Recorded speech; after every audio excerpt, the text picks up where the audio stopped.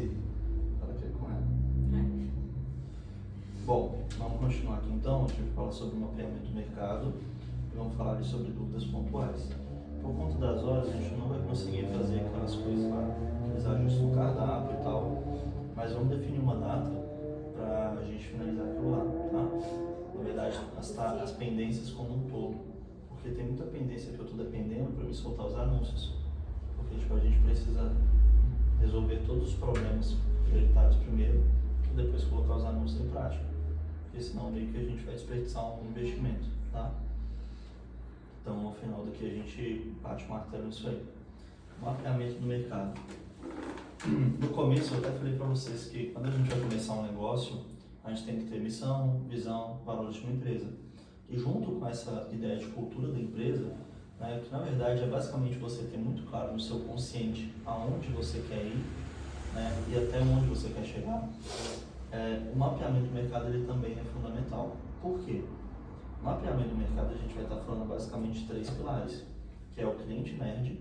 Cliente nerd, entende ele como cliente ideal, tá? Cria uma figura na cabeça de vocês mesmos de tipo, esse é o nosso cliente perfeito. Basicamente isso. Concorrência e mercado, que seria demanda x oferta, tá? Demanda e oferta. Mercado como um todo. A gente vai falar de forma individual de cada um. Bom, quando a gente fala sobre cliente nerd, a gente até pode pegar essa sigla aqui e quebrar ela. Entende que o seu cliente ideal, você precisa saber as necessidades dele, as expectativas dele, os resultados dele e os desejos dele. Você pode pegar essa sigla para facilitar o que é isso. O que é a necessidade do seu nerd, por exemplo? Ele tem a necessidade de ter, no ramo de alimento, é um pouco mais complexo a gente falar sobre isso, né? Porque é um produto muito de experiência, de vivência mesmo. Então é uma coisa até difícil de tangir, porque uma experiência às vezes ela é intangível. Tipo, ela vai ter um valor para uma pessoa e para outra vai ter o dobro do valor. Mas vamos pegar um produto que é mais simbólico mesmo, tá? Posso pegar o meu produto, que é um produto de serviço, né? Mas posso pegar um produto de produto mesmo. Ou pode pegar um celular de exemplo, por exemplo. Necessidade, o que seria isso? Bom, a necessidade de uma pessoa, do meu cliente nerd, por exemplo, às vezes é conseguir intensificar os resultados dele, né, com marketing ou vender mais mesmo. Essa é uma das necessidades do meu cliente. Para uma pessoa que precisa de um celular, por exemplo, às vezes a necessidade é ter um celular com uma potência um pouco melhor. Para qual finalidade? Pode ser várias. Pode ser, às vezes, para poder conseguir dar um pouco mais de gasto na empresa, postar mais stories, ter um desempenho melhor, né? Mas necessidades, entende como o que a pessoa precisa, tá? Expectativas. Bom, qual que é a expectativa dessa pessoa, não só em relação ao meu produto ou meu serviço, quanto ao futuro. Por exemplo, se a pessoa vai me contratar, qual que é a expectativa dela com o meu serviço? A gente já conversou sobre isso, né, Max? Tipo, qual que é a sua expectativa com o meu serviço? E com o futuro? Tipo, eu quero aumentar as minhas vendas, beleza. Mas e daqui 6 meses? Qual que é a sua expectativa em relação a isso? No celular a gente meio que pode entender por isso também. Porque uma coisa que a gente tem que tratar é que as pessoas não compram um produto ou um serviço. As pessoas compram a praticidade que aquele produto ou serviço vai te gerar, as emoções que ele vai te gerar. Então até quando a gente fala que a gente vende experiência aqui dentro, é um gatilho. A gente não está vendendo uma pizza. Quando a gente fala que vende uma pizza, fica muito fácil essa pessoa conseguir comparar o nosso produto ou o nosso serviço com a concorrência. Então quando a gente fala que a gente vende uma experiência, experiência tanto quanto intangível, a gente estava falando. Então fica mais difícil dessa pessoa me colocar numa balança com a balança, por exemplo. Intangível seria... Intangível que a gente não consegue mensurar, exatamente. Não dá pra competir, Exato. comparar.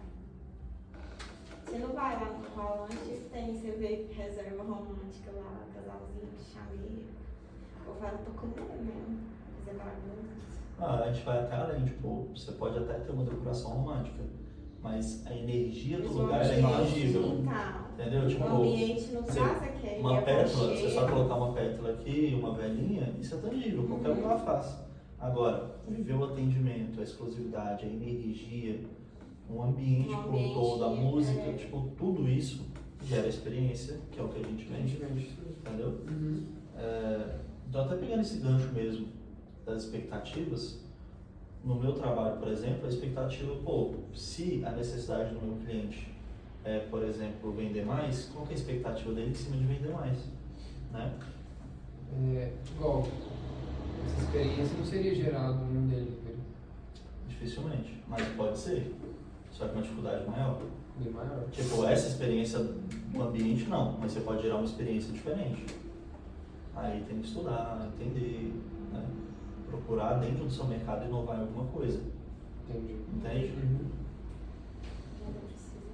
Porque assim, o delivery tradicional, vamos pegar um delivery tradicional. Onde eu tenho. O entregador vai deixar na porta do cliente, vai vazar. A experiência que esse cara entregou. Vamos pegar um mundo da pizzaria, por exemplo. Imagina você receber a sua pizza num cara todo fino. Cara, você fala, caralho, é diferente. Gerou uma experiência diferente. Verdade. Não é muito difícil inovar, entende? Só precisa sair do padrão. Chegar de moto, destrambelhar, tirando o produto, pegando. É só questão de você conseguir inovar no seu mercado. Tipo, o delivery é super tradicional, entendeu? E a gente falava sobre delivery, como impactar um pouco mais o cliente, pelo menos com a caixa personalizada.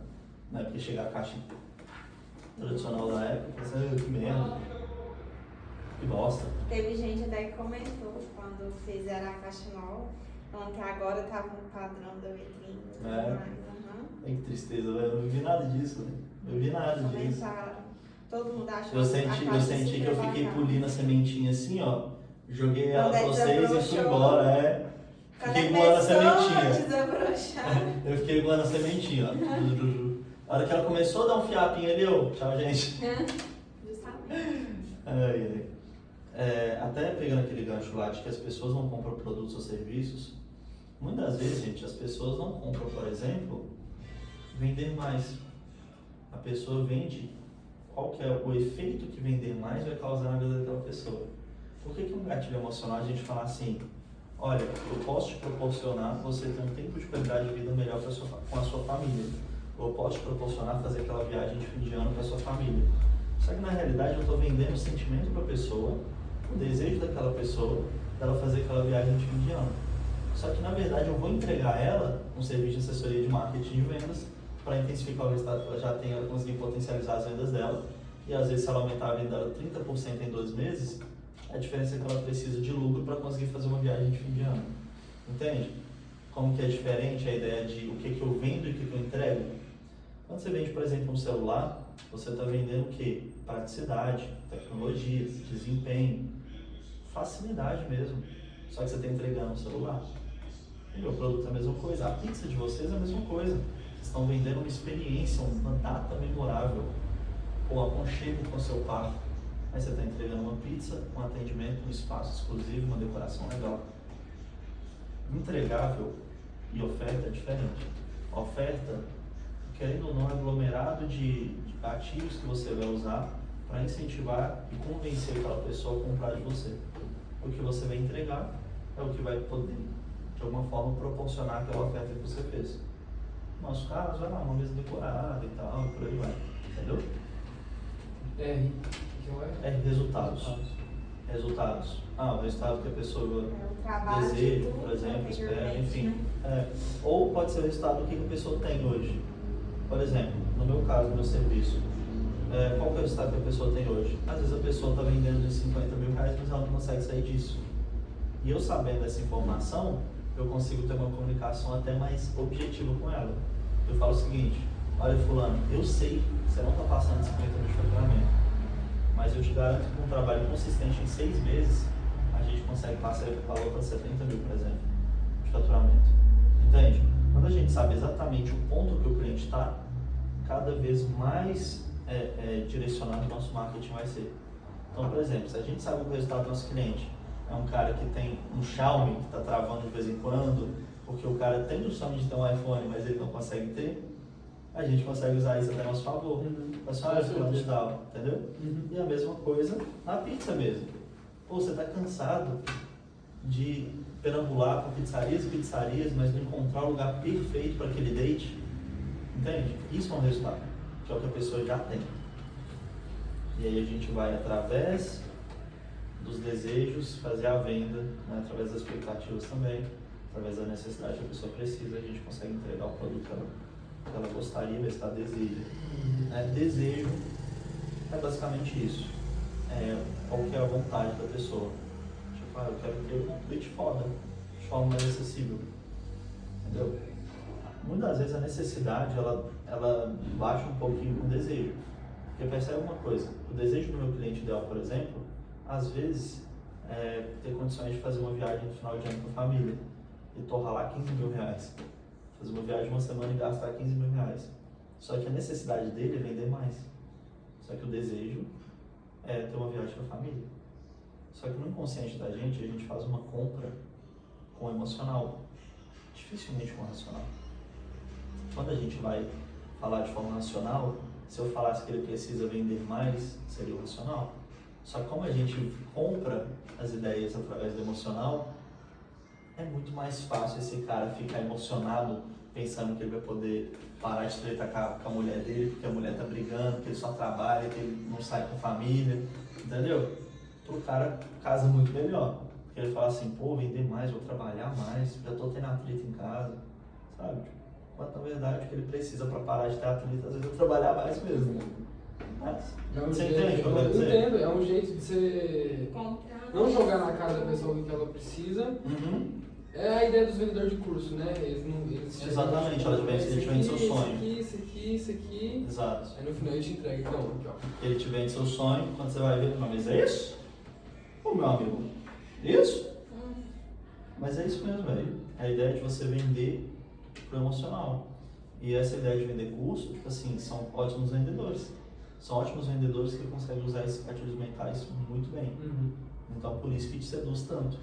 E é justamente pelo fato de conhecer muito bem o cliente ideal que eles conseguem fazer isso. Por quê?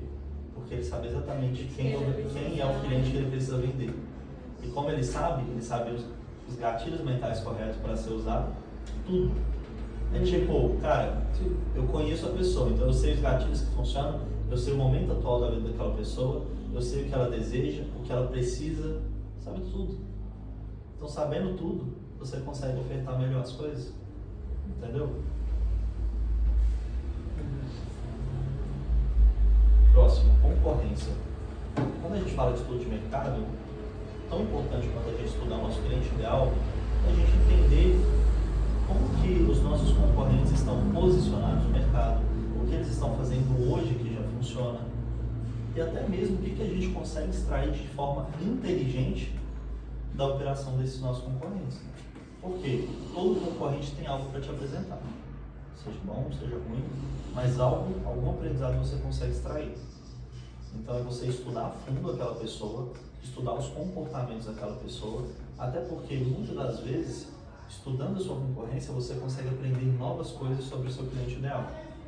Porque você vai entendendo a forma como aquele seu concorrente se posiciona, a forma como ele dialoga com o público dele.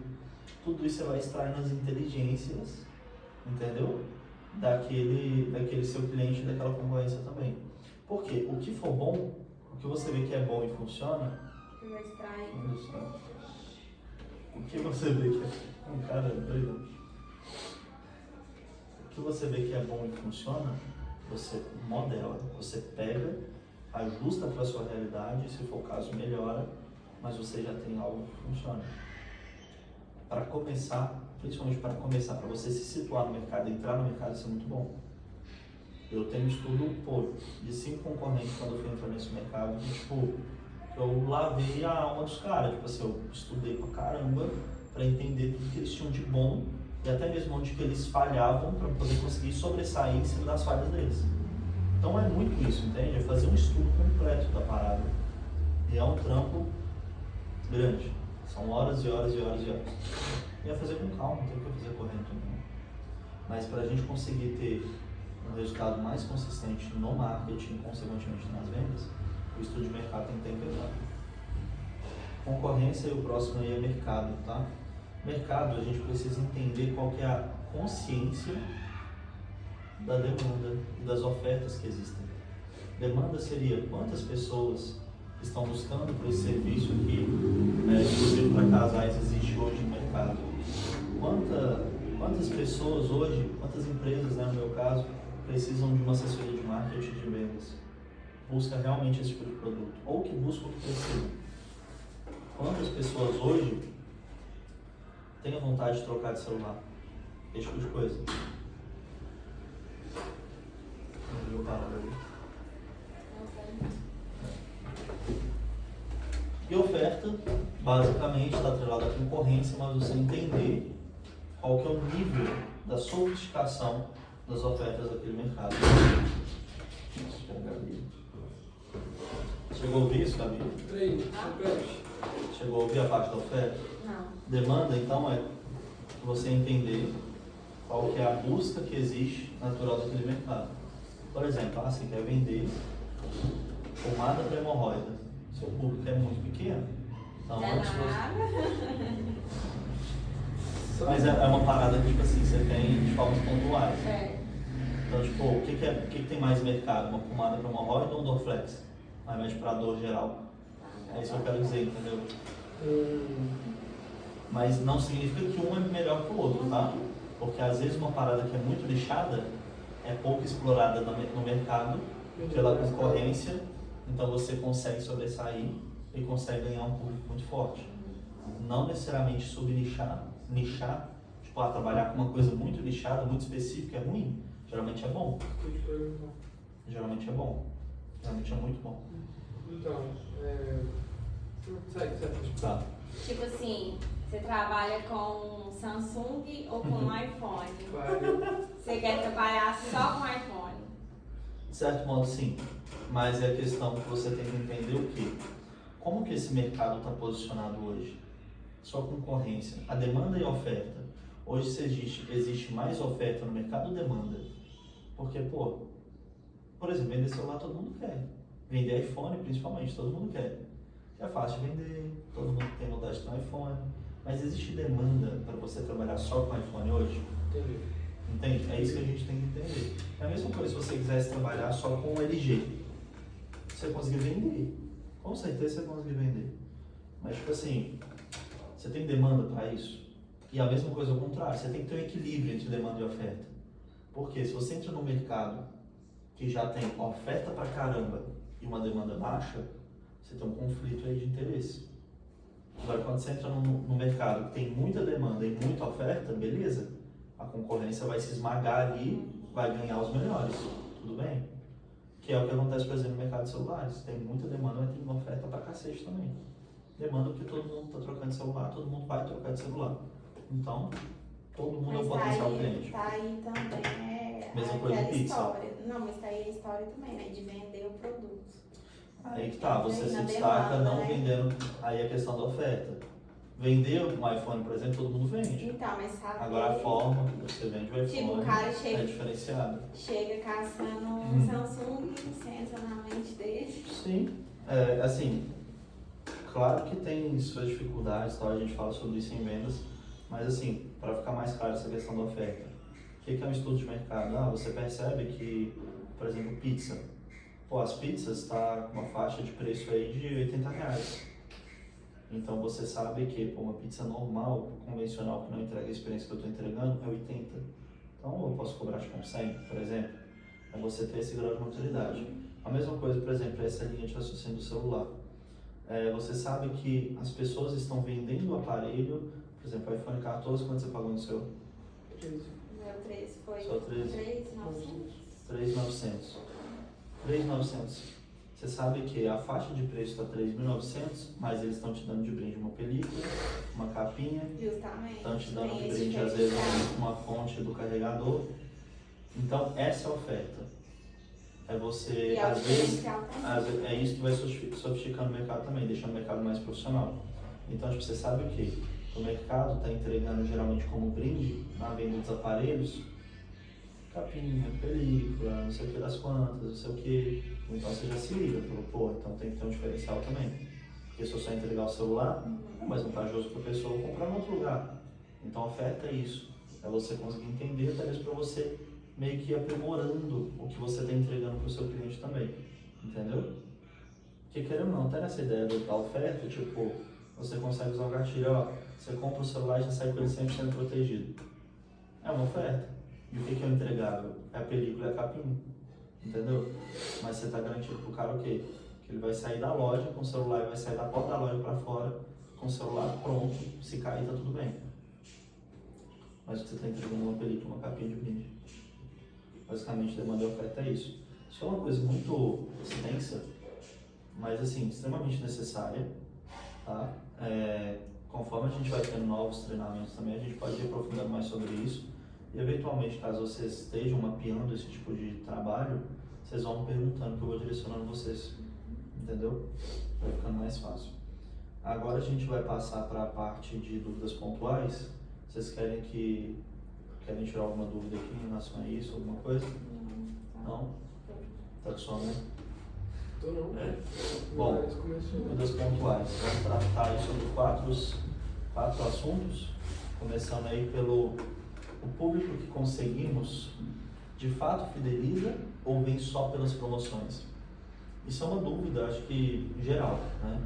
Porque existe aquela máxima de tipo, aquele estigma de tipo assim, pô, eu não gosto de fazer promoção porque atrai um público ruim. Tinha muitos na Império, mas não fazia de jeito nenhum. Só que muitas das vezes isso é inabilidade de entender o seu cliente médio e entender o seu mercado. Qual que é o público que você quer de fato atingir hoje? O mercado de pizzas hoje, por exemplo, você vê combo, promoção, doidado. Tem pizzaria que tem promoção todos os dias, só que de pizzas rotativas. Isso não por si só não é ruim. Olha se o Guilherme respondeu porque a menina perguntou.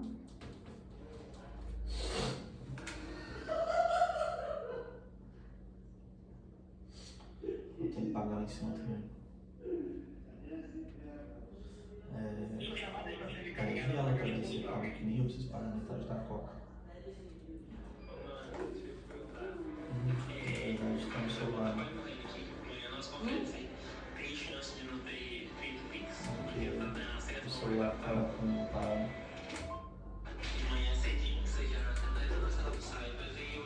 Vou fazer o seguinte, vou pausar e volto, tá?